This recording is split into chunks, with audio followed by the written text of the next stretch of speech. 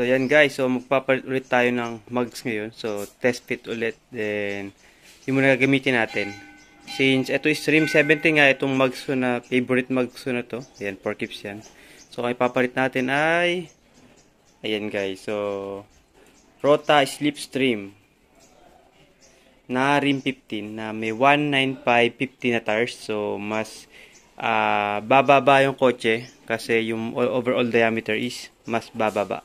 Siguro kung 55 yung tires ito is same lang ng height. Pero yan, makikita natin guys pag kinabit ko mamaya. Mas bababa ng konti yung kotse.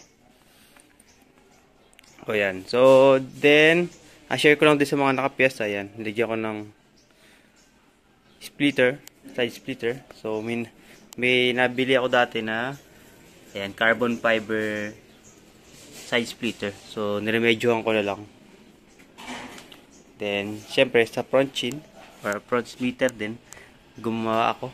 Customize. DIY. So, hindi siya carbon fiber, pero baka ipa-convert ko siya ng carbon fiber splitter. Ayan. So, nagtatanong pa lang ako paano, magkano paggawa. Or, else, tayo mag-DIY. Mag-i-scanning tayo ng carbon fiber dito sa splitter. Ayan guys. So, yun. Okay, sige pa. Huwag natin patagalin. Start ko na ang pagpalit ng mugs.